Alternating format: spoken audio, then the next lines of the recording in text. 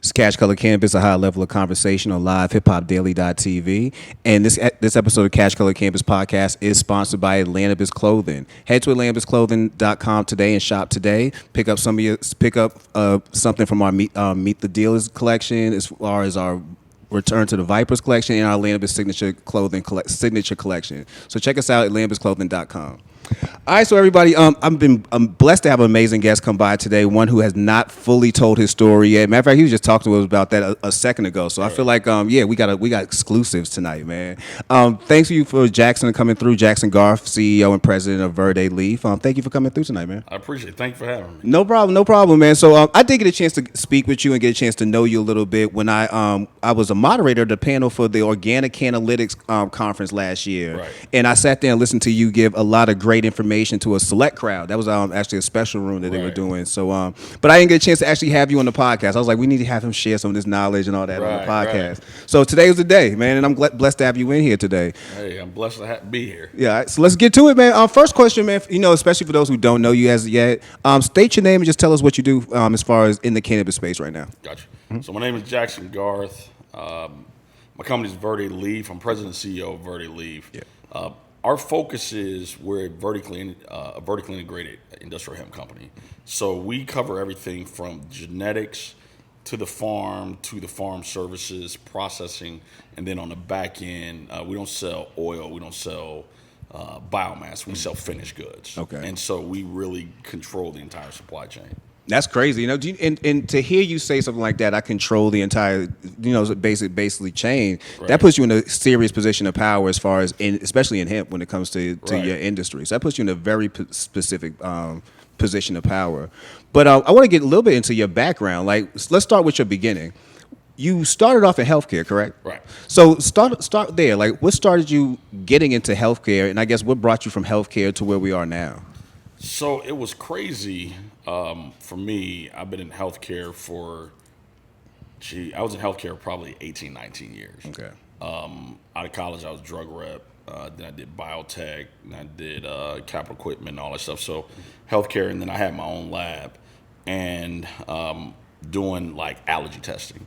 And the messed up thing is we had some bad billing. And from that, I ended up getting sentenced to 4 years in federal prison. Really? And so what happened is Dr. Hodge was my business partner. Yeah. And literally they were like, pretty much rat on your wife and rat on Hodge. And I was like, I'm not doing it. And so I ended up going to prison. And it's crazy because I didn't tell that story, but when I was like talking about, I really had, when I was building my business, had to really move in a different kind of way because I'm on federal probation. And so as I was crossing state lines, I couldn't tell the feds what I was doing. So how I got into cannabis or into hemp specifically, because I didn't do cannabis, in hemp specifically, Dr. Hodge said, hey, I asked him, hey, how can I help you? How can I get involved? He was like, you know what, do hemp. Learn hemp. Yeah. And then, because nobody was doing hemp. And so I had a company managing cell towers. And what I ended up doing was, went down to state capitol a couple years ago, and Roz was down there, Roz McCarthy. Mm-hmm. So I'm also the national director for industrial hemp for minorities for medical marijuana. I always try to make sure I'm letting people know that as well. And so being the national director, she was like, hey, I'm gonna need some help. And I just naturally being on farms was like, all right, I'm already out on farms with cell tower work. Mm-hmm. And before I know it, I started finding out about industrial hemp. We went and visited Hemp Inc. And I was like, oh, this is what they do. Yeah. And I was like, shit, I can do this. And so that really is how I got started, just talking to Hodge, how can I help you? And then, doing everything with Roz. And then from there, I looked at it a different angle than just the back end. My undergrad is in marketing from Morehouse, so that's how Hodge and I know each other. Oh, House alumni. Yeah, so, okay. So then I have an MBA in marketing and a doctorate in business management.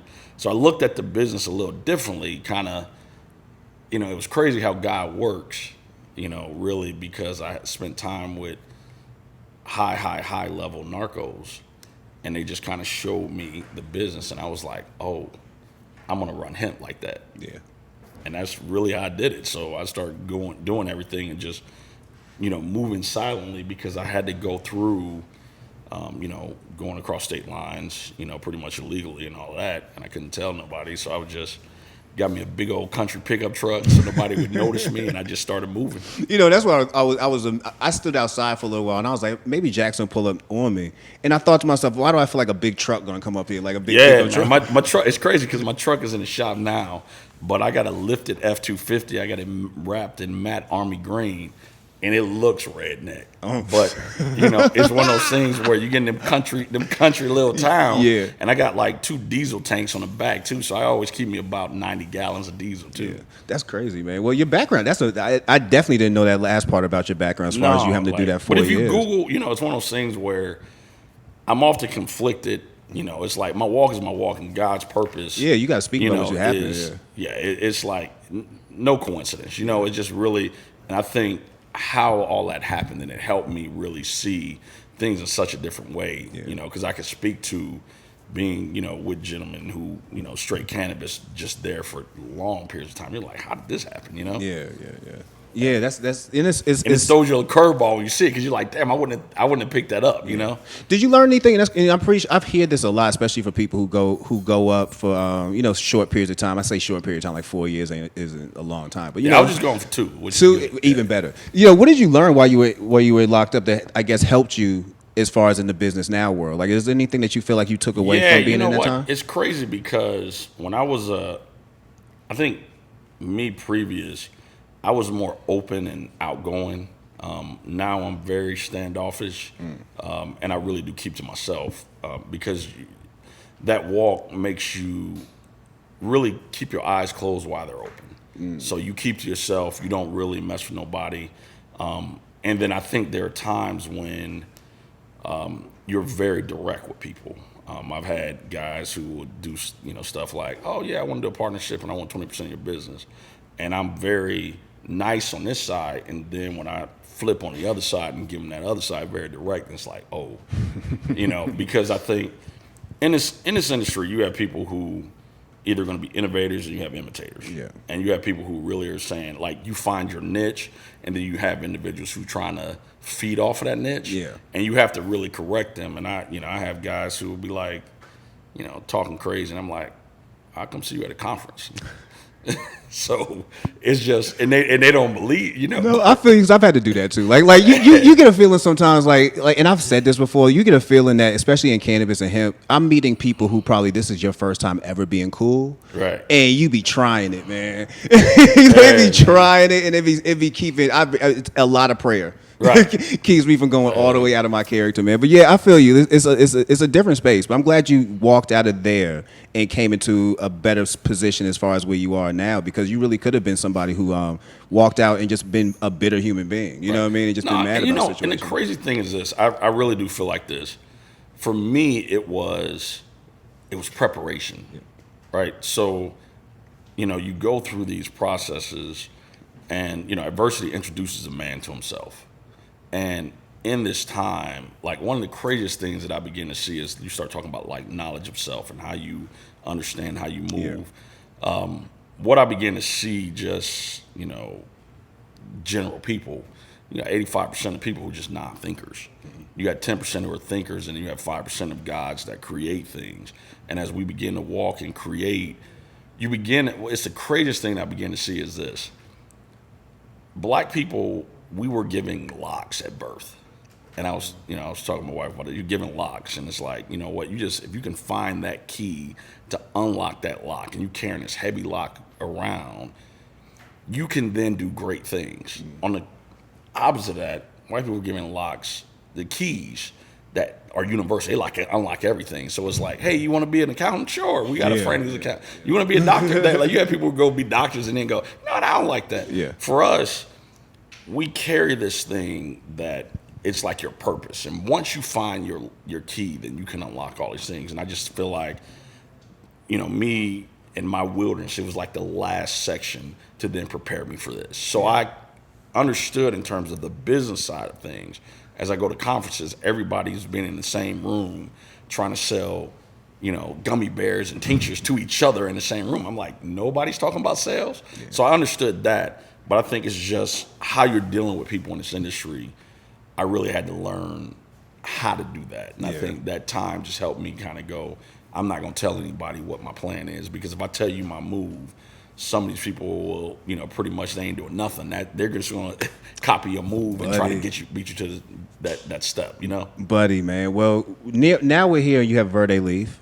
Speak to us about Verde Leaf and I guess what the purpose of the company is and how you do help and assist farmers. Right. So one of the things that I initially did was I was like, okay, I was lobbying for or an advocate for black and brown farmers. My whole thing was traditionally black farmers, brown farmers get squeezed out or forbidden essentially almost of entering emerging markets, and I was like, they didn't have a voice. And so what I did was, as I started lobbying for those farmers, I was able to help farmers get those licenses. What I found out afterwards is it wasn't just black and brown farmers, but it was like big farmer, small farmer. Yeah. When people see you though, like when you show up, like I say, we have a phone call and we going through the back and forth, and I need your assistance here. Right. And we like, yeah, cool, dog, I'm ready. I'm gonna cut this check. Come meet me in Tennessee right now. Right. And then you pull up in that truck. What's people's reactions when you jump out the truck and you are the person behind this company? Right. It's shocked. Like, it's crazy because here in Georgia, I'm going through what I went through like 2 years ago, 3 years ago, in like South Carolina, North Carolina, Tennessee, where people had to get used to me. Yeah. Here, it was one of those things in Georgia, they're not used to it. But of course, it's shock. But by the time I go through, one of the most beneficial things we have is it's unknown. So like with hemp, it really is, if I live on the road, making sure I, pretty much provide the solution. I always tell my farmers, I'm both you're Paul and you're David. I'm gonna bring you the good news, but I'm gonna protect you from the wolves. But when people see you, I think hemp is one of those things where people want to get in so bad, they just don't care. If you have the solution, they're cool with it. So it was ideal for me, having gone away and knowing the knowledge. Like, people were cool because they were going, you know what, you have the real solution. Yeah. But don't get it twisted. Like, at first they're like, bro, what you are doing? you sure? Yeah, bro, what Are doing? you sure? Exactly. And that's just you deal with that. But what I ended up doing was just like, I made sure that I got farmers on both sides. Yeah. So it's just one of those things. Like, I always tell people, I'm like, look, black people trust white people and white people trust white people.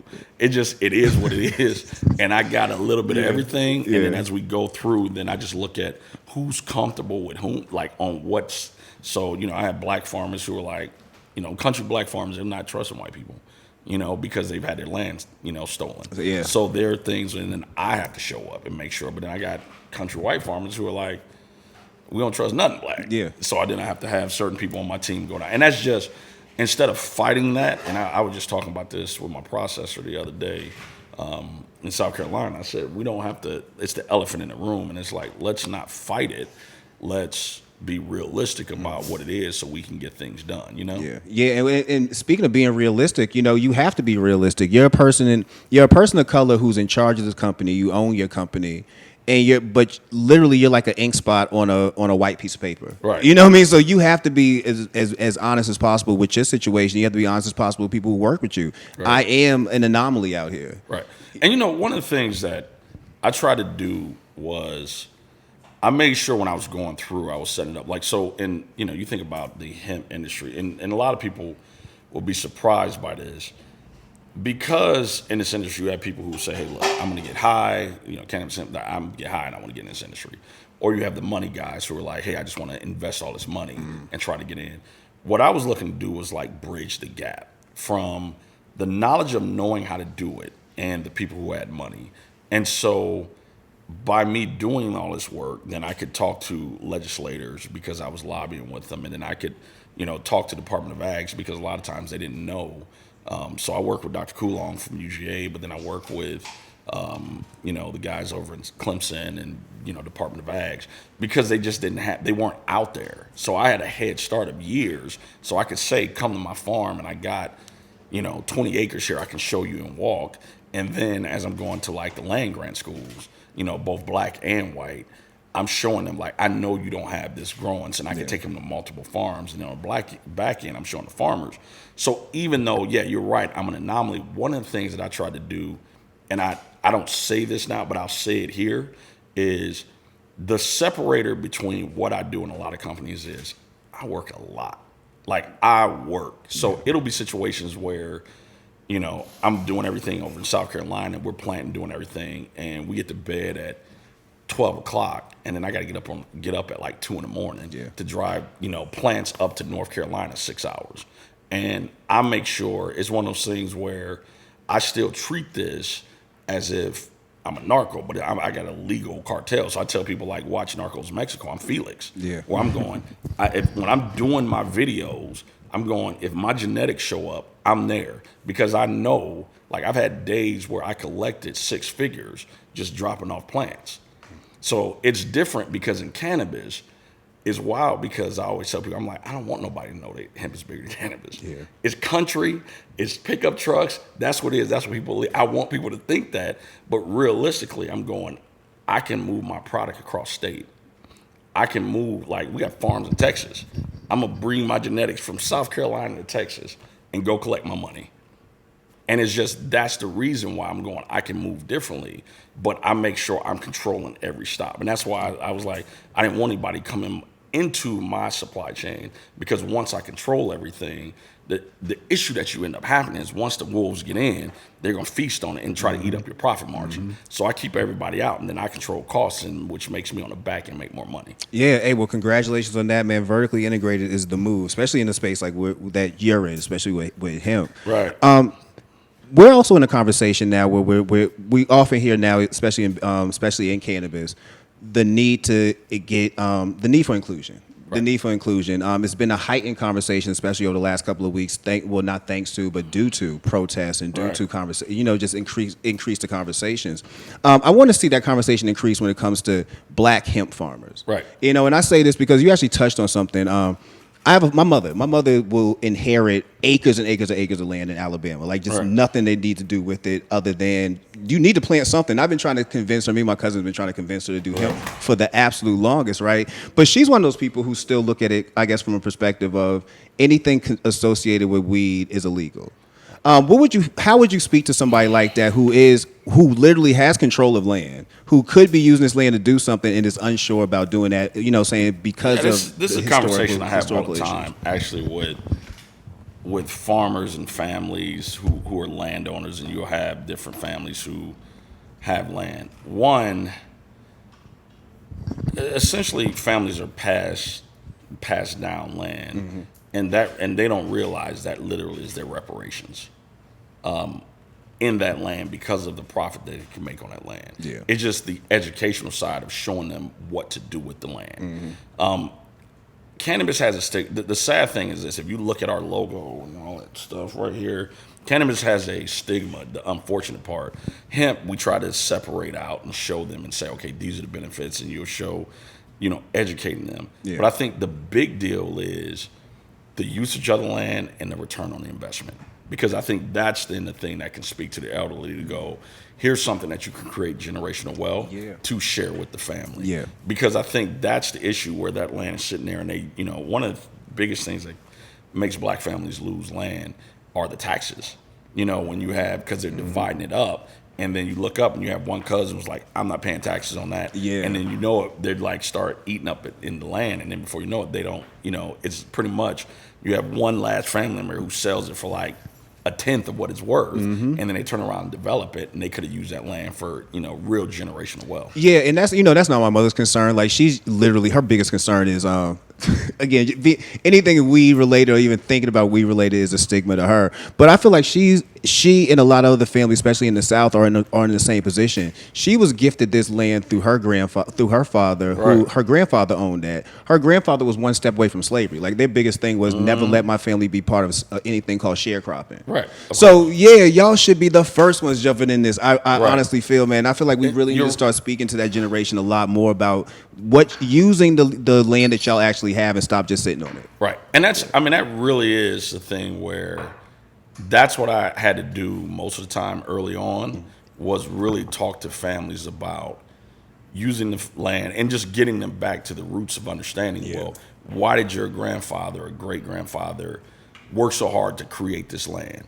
It was for he could create, wealth in the family, and then not have to work for anybody else. And then that was a thing of me going through and making sure families understood that. Yeah. How do we use this asset? Because that's one of the biggest deals is this is a sitting asset that's not making any money. Yeah. That you have to show families how to make money on it. And with hemp, it's very different because, like, most people don't realize in Georgia to get a hemp license, you go through and do everything. It's $50 an acre, and you look at the return on investment per acre. That family can make $18,000 to $20,000 profit per acre on $50. On $50 per acre, yeah. Like, that's crazy. Yeah. And so when I started seeing on numbers, I was like, man, I'm gonna live on the road. Yeah, Because yeah. it was, it's just families, like you said, it's the Bible Belt. That's the issue. It's like, no, we don't want to deal with anything cannabis. We don't want hemp. We don't know the difference. It's the biggest thing. I They don't know the care difference. about the difference. I'm not gonna let you go down my land when really the unfortunate part is by the time, black people look up and they say, well, I'm gonna get into it, it's too late. Yes. Because it's already been monetized and then on the back end controlled. And so one of the things that we were speaking about, like helping black farmers get in, one of the things that I had to do was this. As I was talking about scale, like when you talk about like taking on really large contracts, they want to know how can you scale to take this, so we have 20-some thousand acres under management. We'll grow probably 700 acres this year. Before COVID, we were supposed to have over 1,000 acres just in South Carolina. So we were going to have a couple grand worth of acres. But the thing that I went through and did was we created Verde Financial Services. So we have, investment loans, term loans. I'm going to be doing crop insurance. So we got a meeting tomorrow to finalize that, do crop insurance, and then we'll do our own fintech and do our banking. So literally on the back end of everything, not just the products, then we'll control the financing of it, and then be able to help families where you have a family that says, hey, I don't have the money, but I have the land. Then you could do a loan to help them get into the business. Yeah. And you're literally, I'm loaning them money to use their land to pay me for my services to help build their crop so then I can sell it on the back end for products. Love it, man. Your presence is a protest. Literally, yeah. Your presence out here is a huge protest. And you know what's crazy? I love Meek Mill, right? Yeah. Because one of the things, I think one of my saddest days when I was in prison was MLK Day. And I was like, man, I went to Morehouse. I was just growing my business, doing this and that. And here I am sitting. And it was wild because it was said to me, like, hell, when that nigga was in prison, he didn't know he was going to be MLK. Yeah, he was in prison. Facts. It was like you got to fast forward to then get to that point. And then I was like, you know what? One of the things that I try to do is, when you see cowboy boots and all this stuff, that's my uniform. When I'm really on the back end, I'm trying to outthink and move and create the infrastructure so I can control everything, so I can make sure, black people have an entrance into the category but not being preyed on. And the thing that I'm trying to do is make sure that we always have a voice. And that was the thing I was saying is like, I'm gonna make a movie of my life, and I'm now starting to document it. Where before, like I said before, I wouldn't tell anybody because I was like, the scale of this was too big. And I was like, you know what, I'm gonna be low key about it.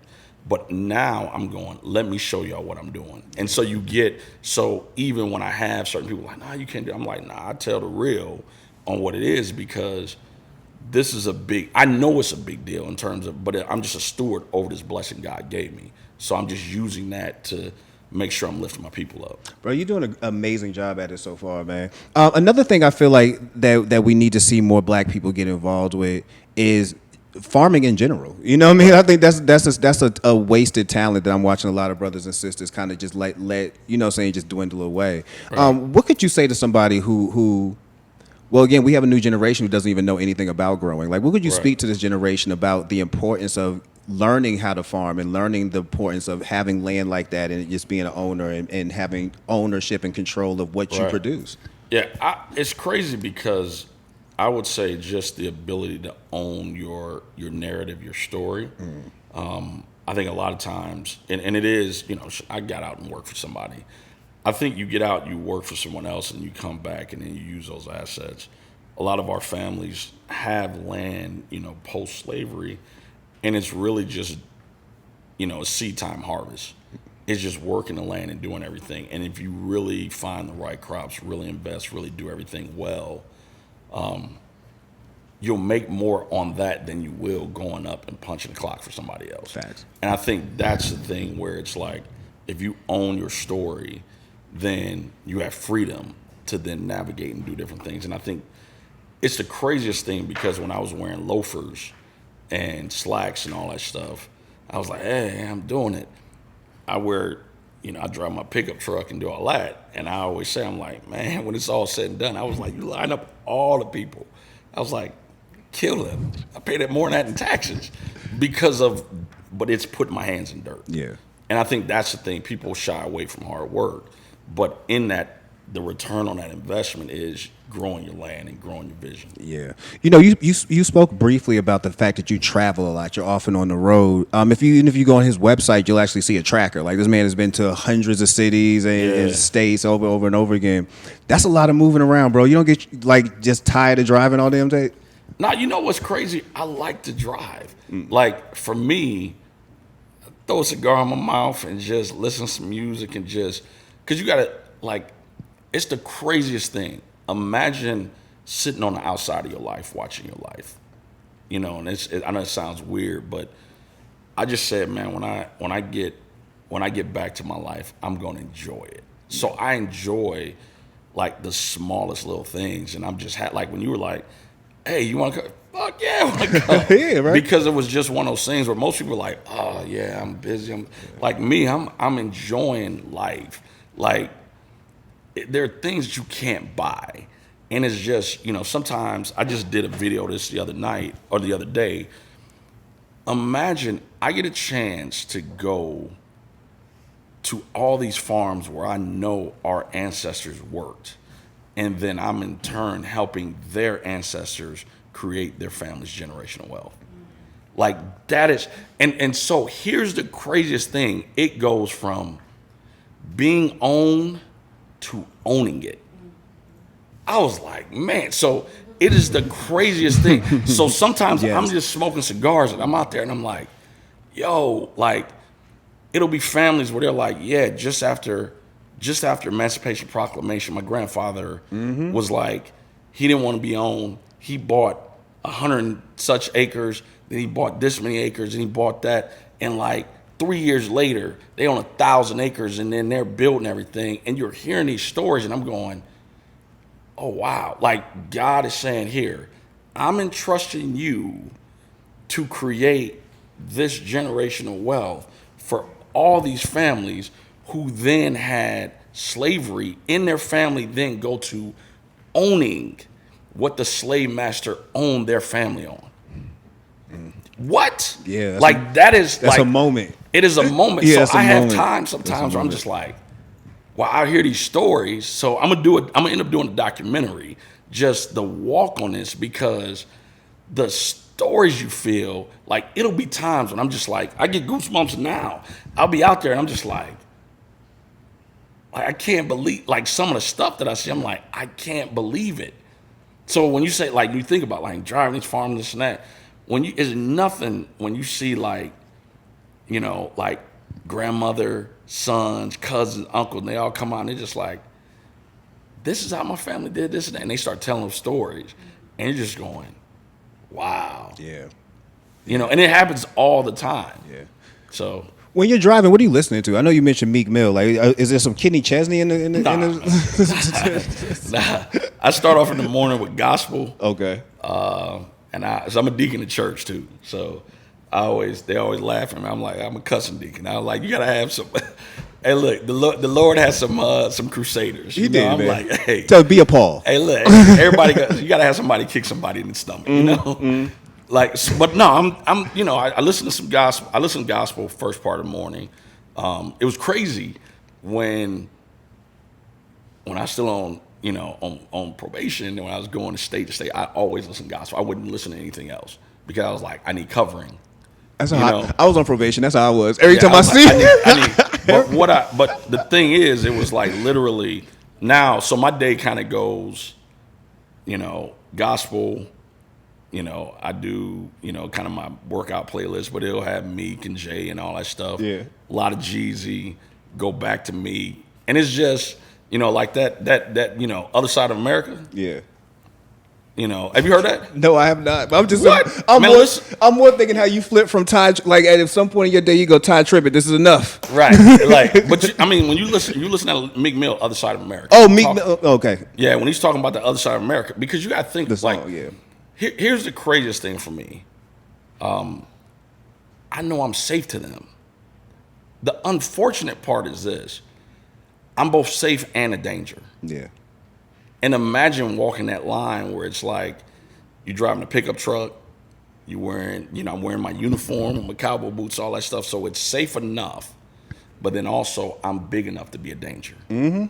So you have to always manage that process of living in these worlds. And I think people who forget that when you're living in these different worlds, if you live too much in one, then you forget. If I live too much in, you know, the black community, then I forget the people that because I'm a servant leader. Then I'm forgetting the people that I'm serving on my farms. Yeah. But on the flip side, if I get too caught in that, then you forget, like, you know, the things that happen with black men being killed in the streets. And you can't be oblivious to either one, because you have to understand you live in both worlds. And I was talking about that, having family who's, you know, police officers, Atlanta PD, and, you know, different throughout the city. I'm living in both of these worlds. Yeah, it's a pressure that all black people go through, though. You know what I mean? Trying to maintain what you, and I felt the struggle even going through.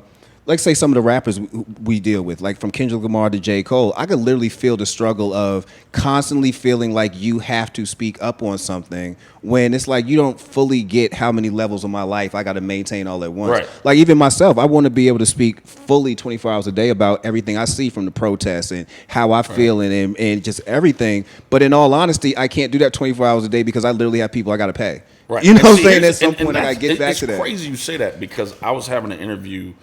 And it was wild because I was, you know, the line, you know, I'm not a businessman, I'm a businessman. Yeah. Like, for us, I had, you know, NASDAQ traded companies who were like, hey, look, I want to put in your first X amount for your private placement and do the first amount for your, you know, your initial public offering.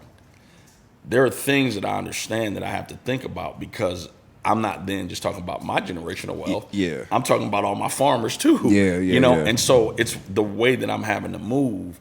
It's being conscious and understanding, while also understanding that I am a brand. Yeah. You know, and it's just one of those things where, you know, not selling out, but I'm like, you know, and I talked to some of my partners about that. I'm like, hey, we want to turn the consciousness into financial commitments. Mm-hmm. But I think if you get too crazy with it, it then creates fear. Now, you know, when I say, again, that's something I feel like all black people, especially right this second, are dealing with. It is, you know what I mean? Like, you deal with how militant you want to be versus, man, I can't really blow up everything because I still got to wake up out here. You know what I mean? It's like I still got to go do something. But trust me, I do in my spirit want to blow all this shit up. Right.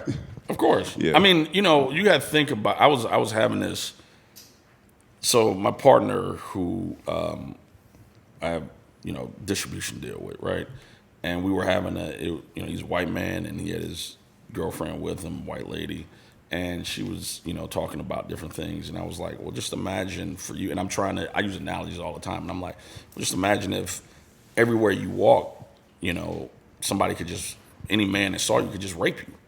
And he had the power. He didn't even have to tell you to take off. Like, he wouldn't take off your clothes. He would just tell you, take off your clothes. Yeah. And he could rape you. And she was like, oh my God, that's so hard. And I was like, that's what we feel as black men. Every day. You know, when you see a cop car, you every like, day. oh. Every day. And so that's the reason why, like you say, damn, drive that big old truck.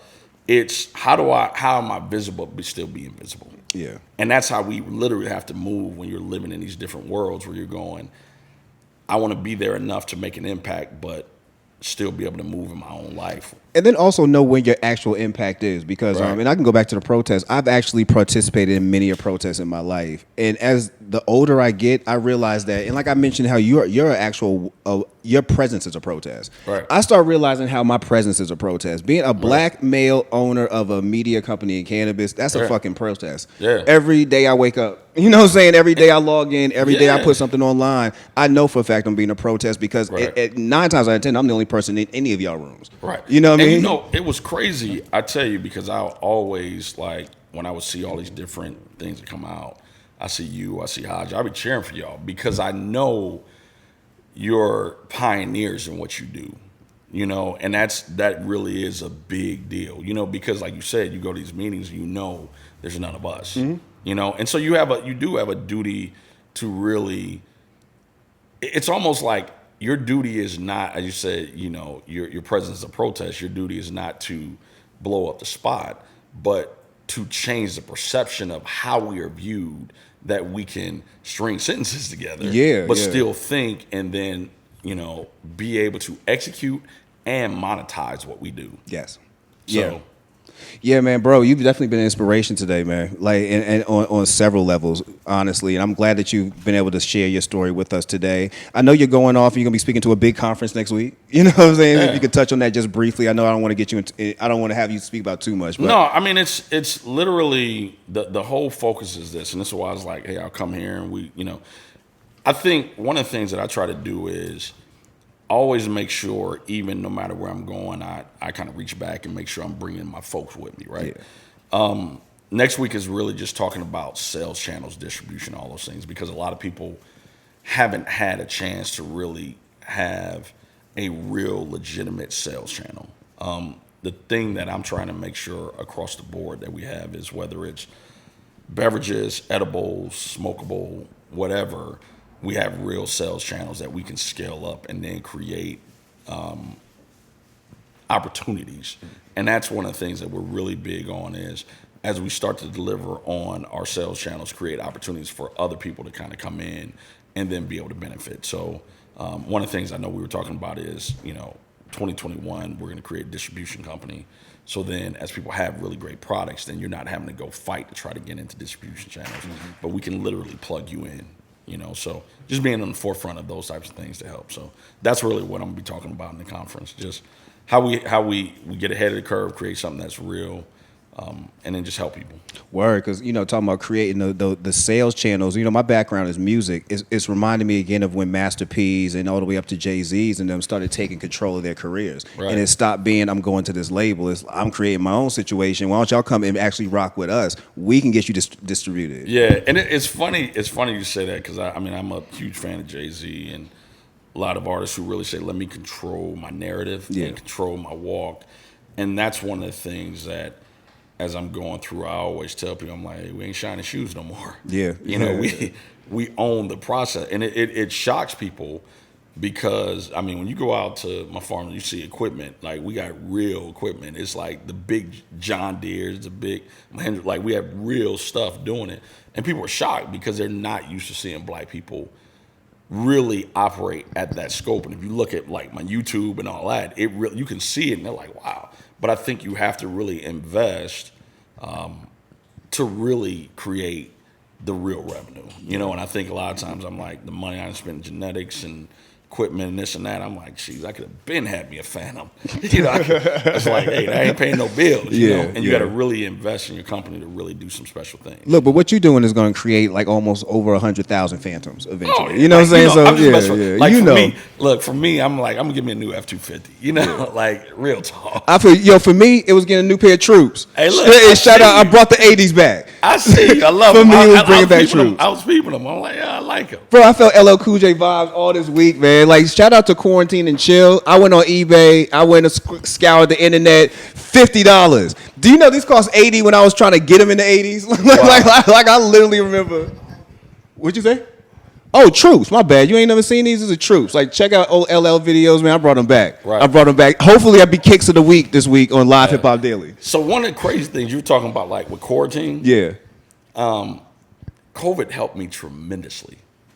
And this is like, I was just talking to investment bankers and a securities attorney. And they were like, well, how did COVID hurt your business? Help you? I was like, it helped me. I said, because you got to think about it. Coming in 2020, all the people with money was going to try to dump their money this year. And what happened is COVID froze that money and that money sitting on the sidelines. I had captive audiences who were looking to do something. They were just sitting at home. And I had years of content. and I just start dumping content. Preparation, man. You prepared early. Right. Use the ant. You know what I'm saying? Use the ant, because I feel the same way. COVID didn't rest. Like, I actually had a bump in everything, from the stores to everything we did. We actually had a bump because of people being just sitting there. Yeah, they didn't have nothing they're else to finding do. new things. Yeah, They're like, man, I would have never looked at this. Now Yeah. I'm going, hey, it's captive audiences. But it speaks to preparation. Like, the things you're doing right now, even if it doesn't bring you the revenue you want to see right now, make sure that you're making it concrete so that in a situation like we say right now, you're able to generate that bread. Because again, a lot of us don't really think about the passive incomes and the things that we can be doing that you can create right this second using whatever stimulus money or anything you getting to turn into something that next year you looking like, dang, glad I did that. You know what I mean? Because I could have just kept all that money and went, like I say, bought a couple of sneakers and got some cars. I think for me, I was teasing about the Phantom, but it's one of those things where I'm going, I invest today and I do the things today that other people won't do, so I can do the things that other people can't do in the future. And I'm always trying to make sure, as I'm building my business, like reinvesting. So, the insurance company that we're doing, doing our financial services, doing the bank, doing those things, where it's like utilizing the good work, the hard work that we've been doing to reinvest, to then even build a bigger part of our network. Well, I'm sure soon we're gonna see you in the Maserati pickup truck. You won't see me. Hey, look, I'm telling you. Hey, look, I'm gonna be another F-250. That's it, baby. That's crazy. Bro, before we get out of here, man, I thank you for coming through and really shining light on what you do and how people, especially people of color, black people in general, in specific, can get themselves involved in hemp and get themselves involved in other parts of this industry that doesn't necessarily have you involved in cannabis. Right. So I appreciate that. Let people know where they can find out more about Verde Leaf, where they can find out more about you, and how they could possibly follow you online. Right. So our website is www.verdeleafgroup.com. If you want, on LinkedIn, we're Verde Leaf. We're on IG, Verde Leaf. We're on Facebook at Verde Leaf. And then if you want to give us a call and you're interested in growing hemp, it's 404-334-9962. And then I would give you my extension call. My extension is 427. So again, that's 404-334-9962, extension 427. I'm a servant. I'm here to help. We have a inverted hierarchy, and I always try to mention that. I have an inverted hierarchy of just management, where as the CEO, I'm at the bottom, and I'm just really serving my people and making sure I'm taking care of them. So you come, give us a shout. I'll make sure I take care of you and help you out. And my job is really to serve. Look, I'd love for me and Nicole to throw on our cowboy boots and come document you one of these days on one of these farms, man. Yeah, man, you come on out. Like, it's cool. I don't stop people from coming out. Like, you come out, you meet the farmers, you have a good time. Like, and we do it. We're gonna do events. We did one last year. We had over 250 some people at one of our farms, 10-acre grow, Department of Ag, legislators, all that stuff. So we'll make sure when we do that, you guys come out. Great. And that's Cash Color Camp, is a high level of conversation on livehiphopdaily.tv. I appreciate you coming through tonight. No, thank you, man. Thanks for having me.